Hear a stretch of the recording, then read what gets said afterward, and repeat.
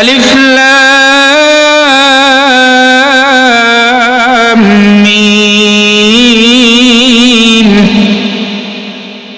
যালিকাল কিতাবু লা রাইবা ফীহি। আল্লাহ রাব্বুল আলামিন বলেন, যালিকাল কিতাব, আমি তোমাদের জন্য যেই কোরআন, যেই কিতাব নাজিল করেছি, এটা এমন এক কোরআন, লা রাইবা ফীহি, এই কোরআনের মধ্যে যে কোনো বিধিবিধান আমি আল্লাহ দান করেছি, এর মধ্যে কোনো প্রকারের সন্দেহ নাই। সুবহানাল্লাহ। লা রাইবা ফীহি, কোরআনের কোনো বিধানের মধ্যে কোনো সন্দেহ নাই। যালিকাল কিতাবু লা রাইবা ফীহি হুদাল লিল মুত্তাকিন,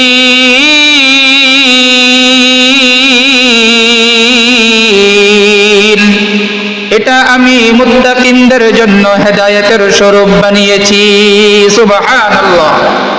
হুদাল লিল মুত্তাকিন, আল্লাহ তাআলা বলেন মুত্তাকিনদের জন্য হেদায়েতের গ্রন্থ কোরআন। মুত্তাকিনদের জন্য হেদায়েতের গ্রন্থ কি? আল কোরআন। মুত্তাকিন কারা? আল্লাহ তাআলার আদালতে মুত্তাকি কারা? ঈমানওয়ালা কারা? তাদের পরিচয় দিতে গিয়ে আল্লাহ রাব্বুল আলামিন বলেন, আল্লাযীনা ইউমিনুনা বিল গায়ব,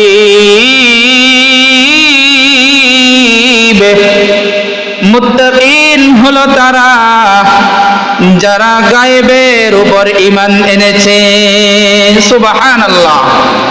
আমি আল্লাহ তোমাদের জন্য গায়েব, তোমাদের জন্য অদৃশ্য, আমি আল্লাহর উপরে ঈমান আনো, মুত্তাকি হয়ে যাবে। নবী পয়গম্বর রাসূল পাক সাল্লাল্লাহু আলাইহি ওয়াসাল্লামকে আমরা চক্ষু দ্বারা দেখি নাই, কিন্তু নবী পয়গম্বর আল্লাহর পক্ষ থেকে প্রেরিত রাসূল, এটা গায়েব আমরা বিশ্বাস করি, মুত্তাকিন হয়ে যাব। সুবহানাল্লাহ। আল্লাযীনা ইউমিনুনা বিল গায়ব, এক নাম্বার পরিচয় দিতে গিয়ে আল্লাহ তাআলা এক নাম্বারেই বলেন যারা ঈমান আনবে গায়েবের উপর তারাই মুত্তাকিন। দুই নম্বরে আল্লাহ তাআলা মুত্তাকিনদের পরিচয় দিয়েছেন, ওয়া ইউকিমুনাস সালাত, মুত্তাকিন হলো তারা যারা নামাজ আদায় করে। যারা কি আদায় করে? নামাজ আদায় করে।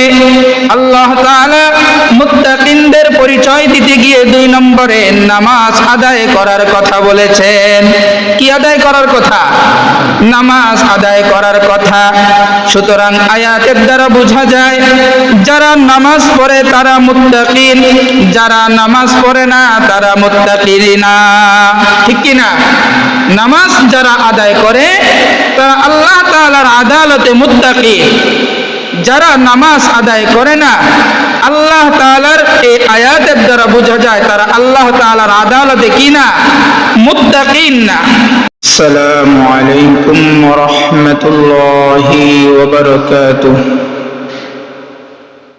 ইন্নাল হামদালিল্লাহ, আলহামদুলিল্লাহিল্লাযী জা'আলা আশ-শামসা ওয়াল কমারা বিহুসবান ওয়ান নাজমা ওয়াশ-শাজারা ইয়াসজুদান ওয়া ফাদ্দালা জামানান আলা জামান কামা ফাদ্দালা মাকানান আলা মাকান ওয়া ইনসানান আলা ইনসান ওয়া নাশহাদু আল্লা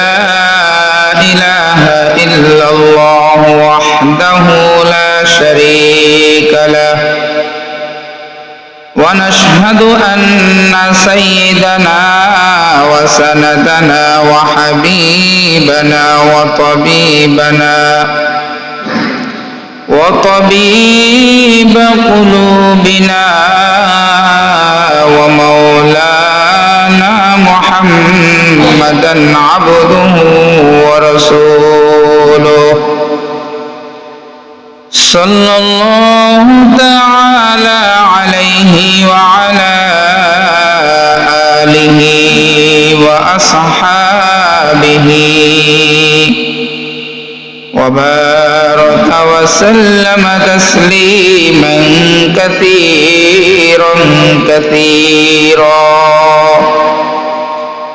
أما بعد فقد قال الله تعالى في شأن كلامه المجيد وفي فرقانه الحميد أعوذ بالله من الشيطان الرجيم بسم الله الرحمن الرحيم ألف لام ميم ذلك الكتاب لا ريب فيه هدى للمتقين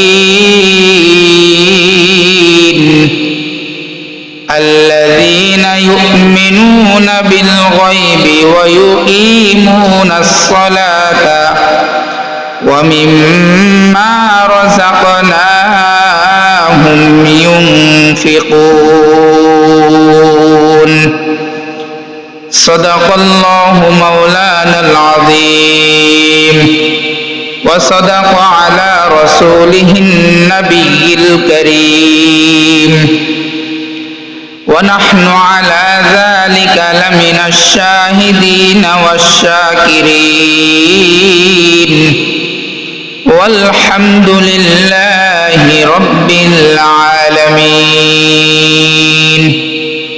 সকলে আমার সাথে একবার দরুদ ইব্রাহিম পড়ি اللهم صل على محمد وعلى آل محمد كما صليت على إبراهيم وعلى آل إبراهيم إنك حميد مجيد اللهم بارك على محمد وعلى آل محمد كما باركت على إبراهيم وعلى آل إبراهيم إنك حميد مجيد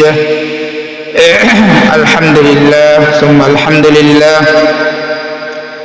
মহান আল্লাহ রাব্বুল আলামিনের দরবারে অসংখ্য শুকরিয়া জ্ঞাপন করছি যে মহান আল্লাহ রাব্বুল আলামিন আমাদেরকে পবিত্র জুমার নামাজ আদায় করার উদ্দেশ্যে দুনিয়াবি সকল হাজাত সকল জরুরত থেকে ফারিগিন করে আল্লাহ রাব্বুল আলামিনের পবিত্র ঘর মসজিদে আগে আগে আসার এবং প্রথম সারিতে বসার তৌফিক দান করেছেন।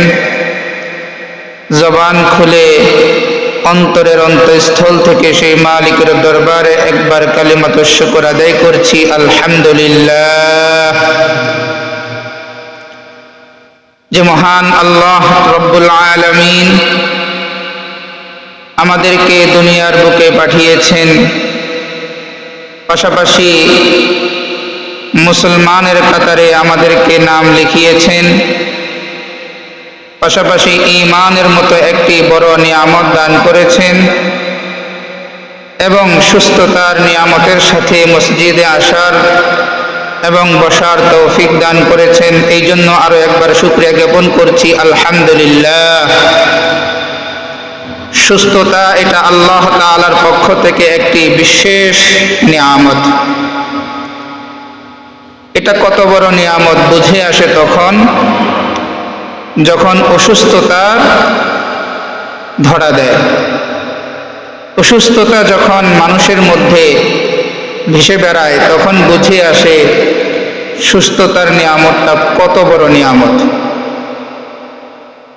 এই জন্য সুস্থতার নিয়ামত এটার শুকরিয়া সর্ব অবস্থায় করতে হবে। হাসপাতালে গেলে বোঝা যায় মানুষের কি হালত, কত মানুষের কত রকমের অসুস্থতা, মাথা থেকে পা পর্যন্ত কত ধরনের অসুস্থতা নিয়ে মানুষ হাসপাতালের বেডে শুয়ে আছে। কেউ বেডে আছে, কেউ বারান্দায়, কেউ ফ্লোরে, কেউ সিঁড়িতে। কত সদর হাসপাতালগুলোতে দেখলে বোঝা যায় আল্লাহ রব্বুল আলামিন আমাকে আপনাকে কি পরিমাণ নিয়ামতে রাখছেন। এই জন্য সর্ব অবস্থায় সুস্থতার নিয়ামতের শুকরগুজার করা এটা আমার আপনার জন্য একটা নৈতিক দায়িত্ব, ঈমানি দায়িত্ব। অল্প কিছু সময় ধরে আমি অসুস্থতার মধ্যে ভুগতেছি।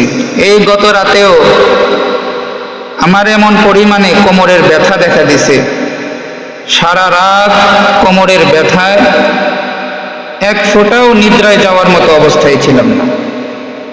রাতের শেষ অংশে গিয়ে একটু তন্দ্রার ভাব আসছে। আসলে সারা রাত বুঝে আসছে একটা অঙ্গ অসুস্থতার কারণে সারা রাত ঘুম আসতেছে না। তাহলে আল্লাহ রাব্বুল আলামিন এই যে মাসকে মাস, বছরকে বছর সকল অঙ্গের সুস্থতার নিয়ামত দান করেছেন, এটা আজকে সারা রাত একেবারে প্রতিটা সেকেন্ডে সেকেন্ডে অনুভব করছি কি পরিমাণ নিয়ামত আমরা উপভোগ করছি। সকলের কাছে সুস্থতার জন্য দোয়া কামনা করছি, আল্লাহ পাক যেন আমাকে পরিপূর্ণ সুস্থতার নিয়ামত দান করে, সকলে বলি আমিন। সম্মানিত হাজরিন, আমি আপনাদের সামনে পবিত্র গ্রন্থ আল কোরআনুল কারীমের একেবারে শুরুর যে সূরা, সূরাতুল ফাতিহার পরে সূরাতুল বাকারা, এই সূরার এক শুরু থেকে দুইটি আয়াতে কারিমা তেলাওয়াত করেছি।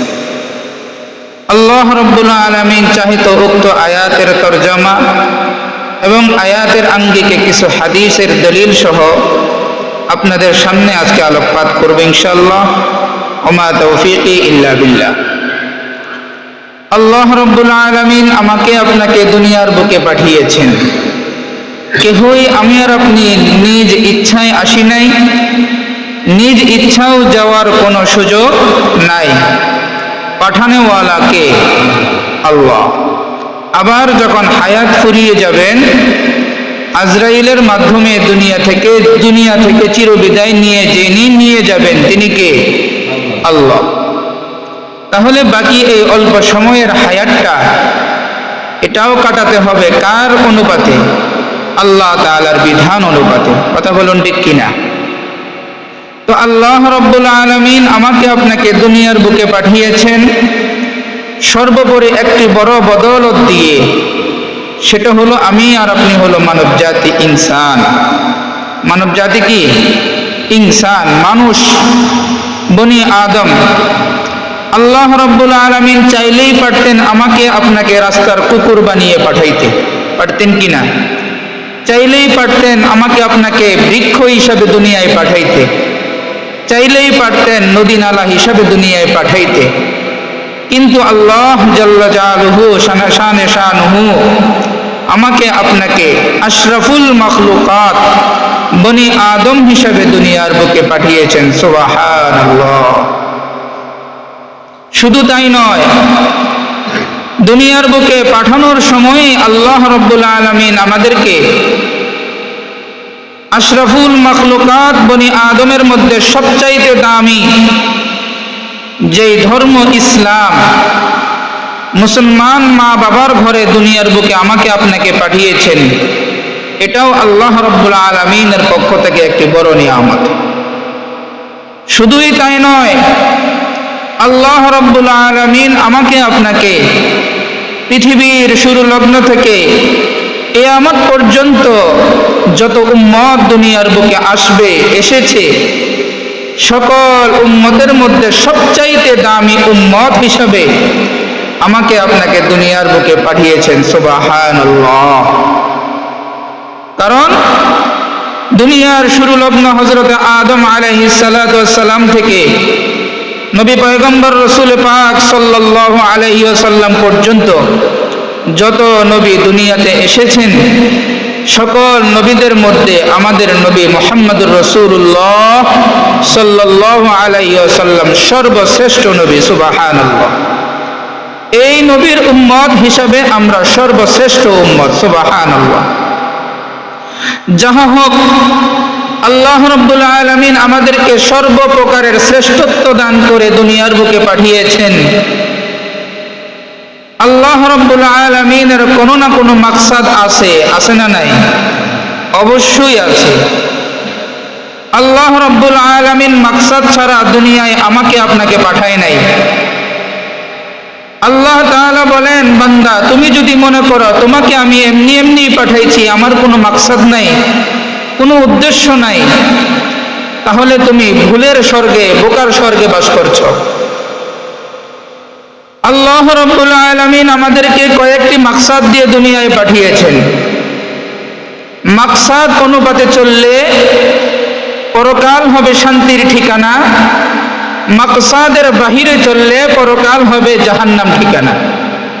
এই ঘোষণা কার? আল্লাহ তাআলা। দুনিয়ার বুকে আল্লাহ তাআলা আমাদেরকে পাঠানোর পরে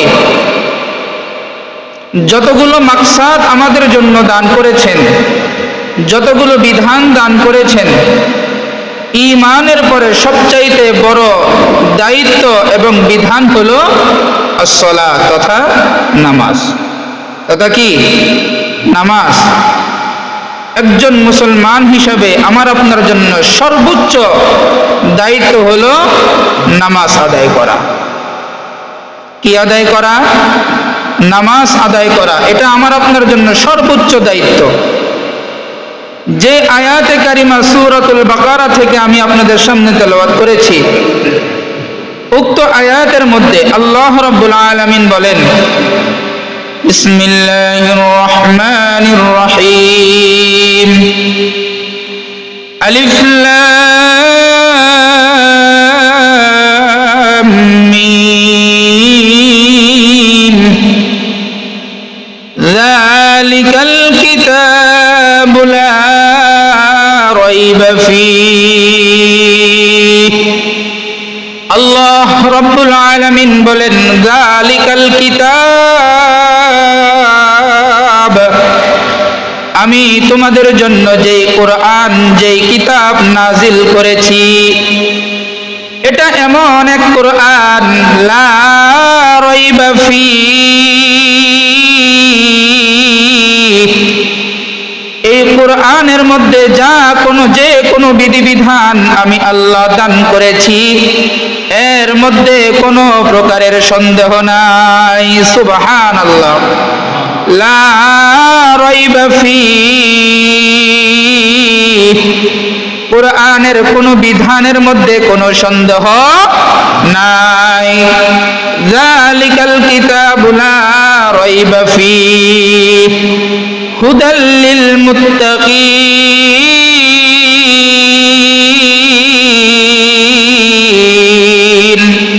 এটা আমি মুত্তাকিনদের জন্য হেদায়েতের স্বরূপ বানিয়েছি।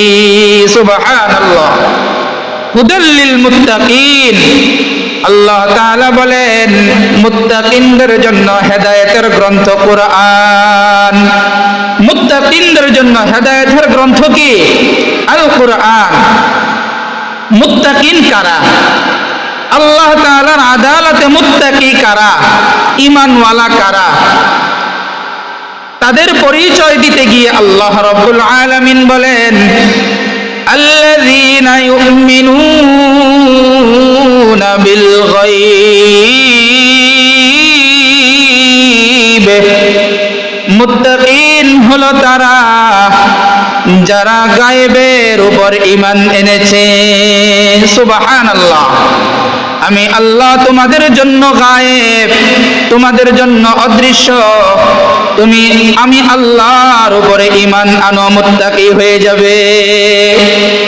নবী পয়গম্বর রাসূল পাক সাল্লাল্লাহু আলাইহি ওয়াসাল্লামকে আমরা চক্ষু দ্বারা দেখি নাই, কিন্তু নবী পয়গম্বর আল্লাহর পক্ষ থেকে প্রেরিত রাসূল, এটা গায়েব আমরা বিশ্বাস করি, মুত্তাকিন হয়ে যাব।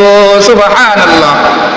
আল্লাযীনা ইউমিনুনা বিল গায়ব, এক নাম্বার পরিচয় দিতে গিয়ে আল্লাহ তাআলা এক নাম্বারেই বলেন যারা ঈমান আনবে গায়েবের উপর তারাই মুত্তাকিন। দুই নম্বরে আল্লাহ তাআলা মুত্তাকিনদের পরিচয় দিয়েছেন ওয়া ইউকিমুনাস সালাত, মুত্তাকিন হলো তারা যারা নামাজ আদায় করে। যারা কি আদায় করে? নামাজ আদায় করে। আল্লাহ তাআলা মুত্তাকিনদের পরিচয় দিতে গিয়ে দুই নম্বরে নামাজ আদায় করার কথা বলেছেন। কি আদায় করার কথা? নামাজ আদায় করার কথা। সুতরাং আয়াতের দ্বারা বোঝা যায় যারা নামাজ পড়ে তারা মুত্তাকিন, যারা নামাজ পড়ে না তারা মুত্তাকিন না। ঠিক কি না? নামাজ যারা আদায় করে তারা আল্লাহ তাআলার আদালতে মুত্তাকিন, যারা নামাজ আদায় করে না আল্লাহ তাআলার এই আয়াতের দ্বারা বোঝা যায় তারা আল্লাহ তাআলার আদালতে কি না? মুত্তাকিন না। আচ্ছা, আমরা এখানে যারা আজকে উপবিষ্ট আছি, বলেন তো আমরা আল্লাহ তাআলার আদালতে মুত্তাকি হতে চাই কি চাই না? বলেন, জবান খুলে বলেন, মুত্তাকি হতে চাই কি চাই না?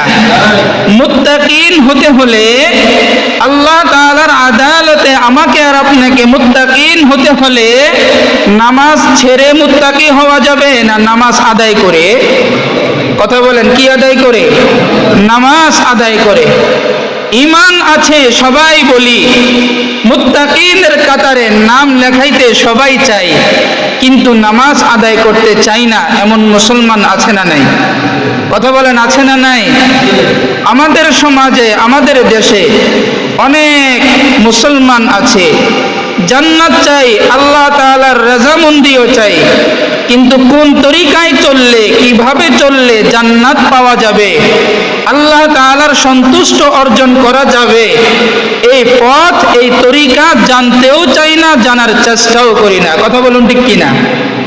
তাহলে আল্লাহ তাআলার রাজামন্দি হাসিল করার জন্য, আল্লাহ তাআলার আদালতে মুত্তাকি হওয়ার জন্য আমাকে আপনাকে কি করতে হবে? নামাজ আদায় করতে হবে। বড় দুঃখের বিষয়, আমাদের দেশের নামধারী কিছু মুসলমান আছে, মুসলমান কাতারে আমার আপনার নামটা ঠিকই আছে, কিন্তু মুসলমান হিসাবে আমার আপনার যে একটা বড় দায়িত্ব, ঈমানি দায়িত্ব, আল্লাহ তাআলার পক্ষ থেকে বিধান 5 ওয়াক্ত নামাজ পড়া, এই নামাজ আমরা অনেক মুসলমান আদায় করি না এমন মুসলমান আছে না নাই? তো জবানটা খুলে বলেন, আছে না নাই? যারা নামাজ আদায় করেন না তাদের ব্যাপারে রাসূল পাক সাল্লাল্লাহু আলাইহি সাল্লামের কয়েকটি বাণী আছে। আমাদের দেশে এমন মুসলমান আছে না নাই? যারা মুসলমান দাবি করে কিন্তু নামাজ পড়ে না এমন মুসলমান আছে না নাই? এদের ব্যাপারে আল্লাহর রাসূল সাল্লাল্লাহু আলাইহি সাল্লামের কয়েকখানা হাদিস আপনাদের সামনে আমি দলিল সহকারে আলোচনা করব। এই কথাগুলো জানার পরেও যারা নামাজ পড়বেন না, আপনি বুঝে নেবেন আপনি কোন কাতারে আছেন। বুঝে আসছে কথাগুলো? এক নম্বরে আল্লাহর রাসূল সাল্লাল্লাহু আলাইহি ওয়াসাল্লাম হাদিসের মধ্যে বলেন,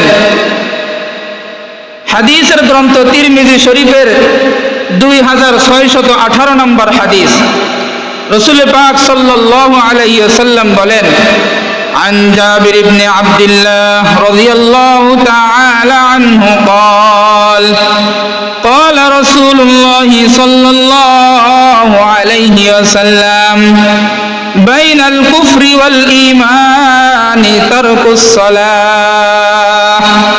আল্লাহর রাসূল সাল্লাল্লাহু আলাইহি ওয়াসাল্লাম বলেন, বাইনাল কুফরি ওয়াল ঈমান, একজন ঈমানওয়ালা এবং একজন বেঈমানের মধ্যে পার্থক্য হলো নামাজ ছেড়ে দেওয়া। একজন ঈমানওয়ালা মুসলমান এবং একজন বেঈমান, অমুসলিম, কাফের, বেঈমান, মুশরিক, এই দুই ব্যক্তির মধ্যে পার্থক্য হলো কি? তারকুস সালাহ, নামাজ ছেড়ে দেওয়া। সবাই বলেন, কি ছেড়ে দেওয়া? জবানটাকে বলেন, খুলেন, বলেন, কি ছেড়ে দেওয়া? নামাজ ছেড়ে দেওয়া।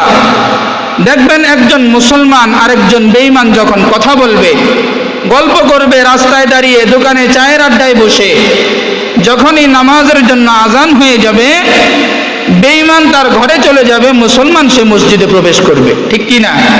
বোঝা গেল নামাজ এটা একজন মুসলিম এবং একজন অমুসলিমের মধ্যে পার্থক্য হলো কি? নামাজ আদায় করা।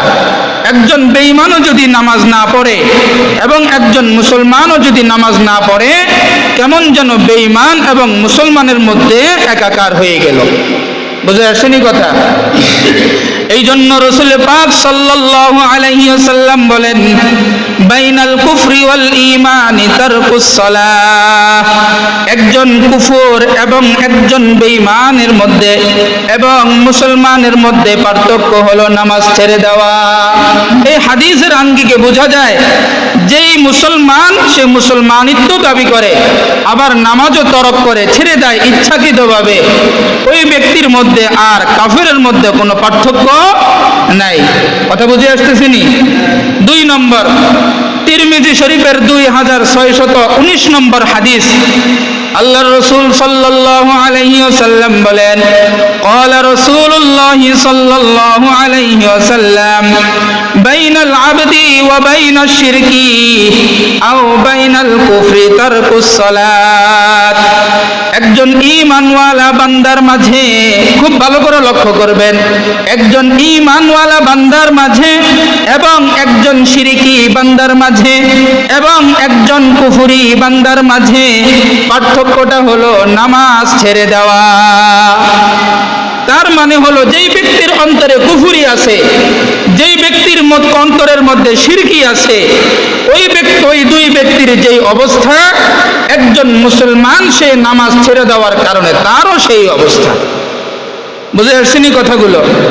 এই জন্য আল্লাহর রাসূল সাল্লাল্লাহু আলাইহি ওয়াসাল্লাম বলেন, বাইনাল আবদি ওয়া বাইনাশ শিরকি আও বাইনাল কুফরি তারকুস সালাহ।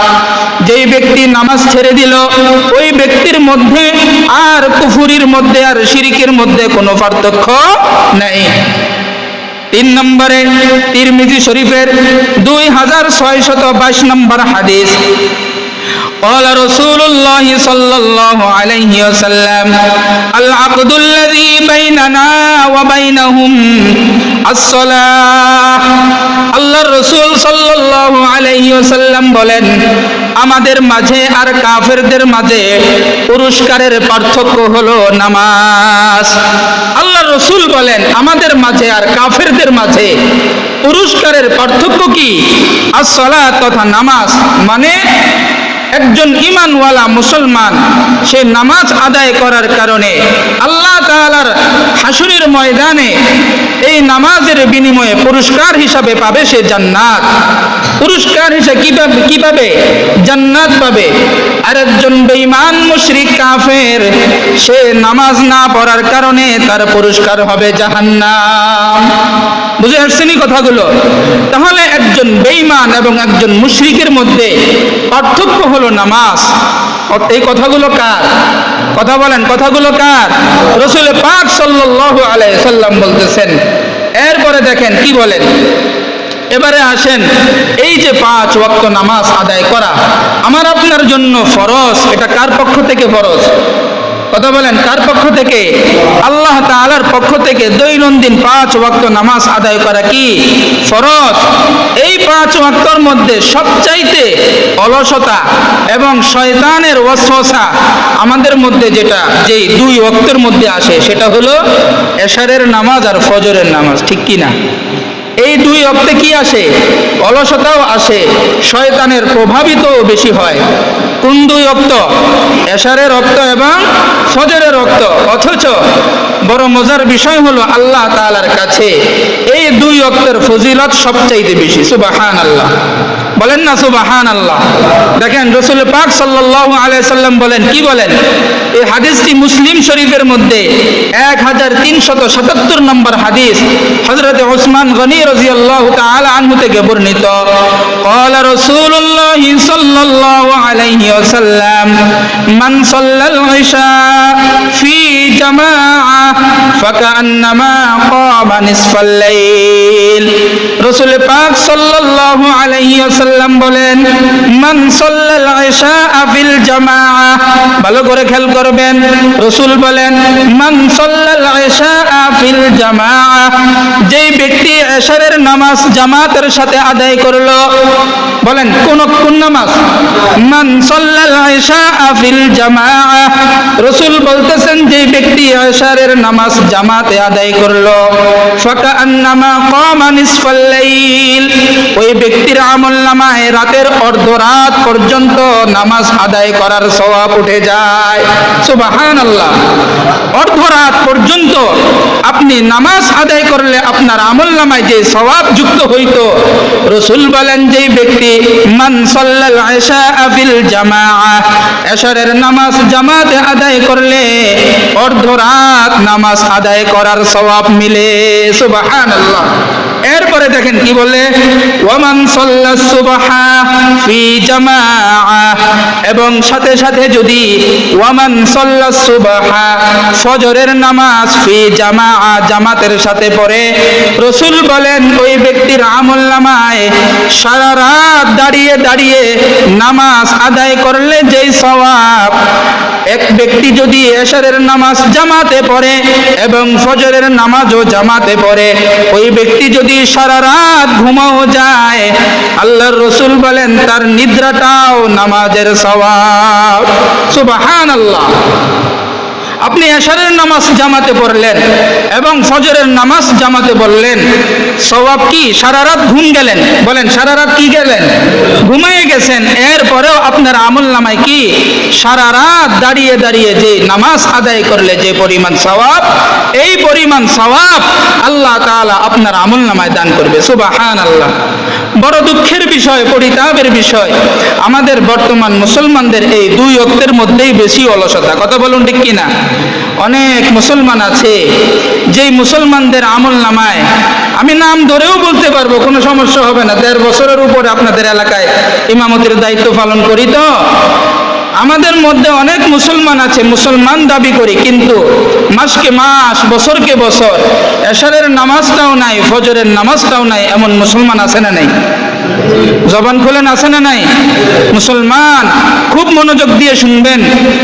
আমার আপনার নবী পয়গম্বর রাসূল পাক সাল্লাল্লাহু আলাইহি ওয়াসাল্লাম যখন দুনিয়ার বুক থেকে ইন্তেকাল করেন, আম্মা জান হযরত আয়েশা রাদিয়াল্লাহু তাআলা আনহা পাশে বসা, সামনে জিবরাইল আমিন এবং আজরাইল, দুইজন ফেরেশতা, দামি দামি দুইজন ফেরেশতা সামনে। আম্মা জান আয়েশা রাদিয়াল্লাহু তাআলা আনহাকে রাসূল পাক সাল্লাল্লাহু আলাইহি ওয়াসাল্লাম বলেন, ও আয়েশা, আমি তোমার মাধ্যমে আমার উম্মতের কাছে একটা শেষ নসিহত পেশ করতে চাই। রাসূল কি নিজের জীবনের শেষ নসিহত, রাসূল জানেন এই কিছুক্ষণের মধ্যে আমি দুনিয়া ত্যাগ করব, আমাকে দুনিয়া থেকে চলে যেতে হবে। সর্বশেষ যে নসিহতটা আমার আপনার জন্য কিয়ামত পর্যন্ত সকল উম্মতের জন্য নবী পয়গম্বর যে নসিহতটা করে গেছেন, আম্মা জান আয়েশা রাদিয়াল্লাহু তাআলা আনহাকে বললেন, ও আয়েশা, তুমি এই হাদিসটা বর্ণনা করে দিও, আমার উম্মত যেন নামাজ না ছাড়ে, আমার উম্মত যেন কি না ছাড়ে? নামাজ যেন না ছাড়ে। এই সর্বশেষ নসিহত আমার আপনার বিশ্বনবী আমার আপনার জন্য করে গিয়েছিলেন। হাদিসের মধ্যে আমরা কিতাবের মধ্যে পেয়েছি, আমি রুহুল মাআনির মধ্যে আজকে তাফসীরের মধ্যেও পড়েছি, আরবি তাফসীরের কিতাব, সেখানে তাফসীরের মধ্যে আসছে রাসূল পাক সাল্লাল্লাহু আলাইহি সাল্লামের কাছে আমার আমলনামা, আপনার আমলনামা, সকলের প্রত্যেকের আমলনামা, আমাদের সকলের একটা আমলনামা আছে না নাই? কথা বলেন, আছে না নাই? আমাদের প্রত্যেকের আমলনামা আল্লাহ রাব্বুল আলামিন কিয়ামতের দিন আমাদের বিশ্বনবী রাসূল পাক সাল্লাল্লাহু আলাইহি সাল্লামের সামনে দেওয়া হবে। রাসূল পাক সাল্লাল্লাহু আলাইহি সাল্লাম আমাকে সামনে রেখে আমার আমলনামাটা খুলবে, আপনার আমলনামা আপনাকে সামনে রেখে খুলবে। এটা তাফসীরের মধ্যে আসছে। আচ্ছা বলেন তো, আমার আমলনামা যদি আল্লাহ তাআলার রাসূল নবী পয়গম্বর আমার সামনে যদি এইভাবে খুলে পৃষ্ঠার পর পৃষ্ঠা উল্টায়, আর যদি দেখে দিনের পর দিন, সপ্তাহের পরে সপ্তাহ, মাসকে মাস আমার আপনার আমলনামায় ফজরের নামাজ নাই, এশারের নামাজ নাই, জোহরের নামাজ নাই, মাগরিব নাই, আসর নাই, বলেন নবী কি খুশি হবে না নারাজ হবে? কথা বলেন, কি হবে? নবী পয়গম্বর যদি তখন বলে, উম্মত, আমার জীবনের সর্বশেষ যে নসিহতটা তোমাদের জন্য আমি রেখে আসছিলাম, অন্তত যেন নামাজটা আদায় করে আমার জীবনের শেষ নসিহতটাও বুঝি আজকে তোমার আমলনামার মধ্যে নাই, আমি কোন মুখে তোমার জন্য সুপারিশ করি? বলেন কি জবাবটা আছে আপনার? বলেন কি জবাবটা আছে? বলেন না, বলেন কোন জবাবটা তখন নবী করিম সাল্লাল্লাহু আলাইহি সাল্লামের সামনে? এমন আমলনামা আমাদের অনেকের আছে না নাই? কথা বলেন, আছে না নাই? সেদিন কোন জবাবটা আমার আপনার আসবে যে ইয়া রাসূলুল্লাহ, এই কারণে আমি ফজর পড়ি নাই, এই কারণে আমি জোহর পড়ি নাই, কোন কারণটা পেশ করবেন সেদিন? আল্লাহু আকবার। আমি আপনাদের কাছে জোরালো ভাবে বলবো, এই যে বিভিন্ন দুনিয়াবি হাজতে, জরুরতে, কাজের অজুহাতে আপনারা নামাজকে ছেড়ে দেন, এই নামাজ ছেড়ে দেওয়াটা, এই কাজের অজুহাত কখনো আল্লাহ তাআলার আদালতে অজুহাত নয়। আমার বড় দুঃখ হয়, আমি অনেক সময় লক্ষ্য করি এই ঠুনকো কিছু অজুহাতে, জমিনের কাজের অজুহাতে, গরু হাঁস মুরগের অজুহাতে, এই সামান্য কিছু অজুহাতে নামাজের জামাতকে আমরা অনেকে তরক করি। এমন মুসলমান আছে না নাই? কথা বলেন, আছে না নাই? মুখে বড় হাসি নিয়ে, মনে বড় আনন্দ নিয়ে, ক্ষেত থেকে, জমিন থেকে ধানের বোঝাটা মাথায় নিয়ে ঘরে নিয়ে আসতেছেন, মসজিদের পাশ দিয়ে যাচ্ছেন, অথচ একটা বারের জন্য চিন্তা করলেন না এই জমিনে আমি দানা ফালাইলাম, একটা দানা থেকে এতগুলো দানা আমাকে যে আল্লাহ দিল, ওই আল্লাহর শুকরিয়া আমি কি আদায় করলাম? বুঝেন না এই কথাগুলো? একটা দানা থেকে এতগুলো দানা আপনাকে কে দান করছে? বলেন, কথা বলেন, কে দান করছেন? এই দানাগুলো নিয়ে যে আপনি নামাজের অর্থে মসজিদে নামাজ হচ্ছে, মসজিদে না ঢুকে মাথার মধ্যে নিয়ে ঘরের দিকে চলে যাচ্ছেন, আল্লাহ কি খুশি হয় না নারাজ হয়? কথা বলেন, কি হয়? নারাজ হয়। এই জন্য মুহতারাম হাজিরিন, সময় অল্প, সময় বেশি হয়ে গেছে আপনাদের কাছে আমি জোরালোভাবে আবেদন করব, অনেক মুসলমান এখানে বসা আছেন, আমার চোখের সামনেও বসা, আজকের ফজরও পড়েন নাই, কালকের ফজরও পড়েন নাই, পরশুর ফজরও পড়েন নাই, আগামীকাল ফজর পড়বেন এই নিয়তও নাই, এমন মুসলমান আছে না নাই? কথা বলেন, আছে না নাই? দোকানে দেখবেন চায়ের আড্ডায় বসলে এই লোকের গলাবাজিতে আর দুনিয়ার যত চিন্তা চেতনা ধান্দা সব কিছু তার মধ্যে আছে, খালি নামাজ নেই। কথা বলেন, কষ্ট লাগে আপনাদের কাছে কথাগুলো? দুনিয়ার সর্বোচ্চ বুদ্ধিজীবী মনে হয় এই ব্যক্তি, এত দামি দামি কথা বলে, এর জবানে এত দামি দামি কথা, দেখবেন এর চাইতে বুদ্ধিজীবী মনে হয় আর কেউ নাই। কিন্তু দেখবেন এই লোকের আমলনামায় ফজর নাই, জোহর নাই, আসর নাই, এর নিজেরও নাই, পরিবারেরও নাই, ছেলে মেয়েরও নাই, গোটা পরিবার ইহুদি নাস্তিকের মতো বড় হচ্ছে। এমন পরিবার আছে না নাই? কথা বলেন, আছে না নাই? বড় কষ্ট লাগে, বড় কষ্টের জায়গা থেকে কথাগুলো বলতেছি। আল্লাহ বুঝার তৌফিক দান করুন, আল্লাহ বুঝার তৌফিক দান করুন, আল্লাহ বুঝার তৌফিক দান করুন। সর্বশেষ আমি একটু অসুস্থ আছি, আপনাদের সকলের কাছে সুস্থতার নিয়ামতের জন্য দোয়া কামনা করছি। আল্লাহ রাব্বুল আলামিন আমাদের সকলকে উক্ত কথাগুলো যথাযথভাবে আদায় করার তৌফিক দান করুন। সকলে বলি আমিন। ওয়া আখির দাওয়ানা আনিল হামদুলিল্লাহি রাব্বিল আলামিন।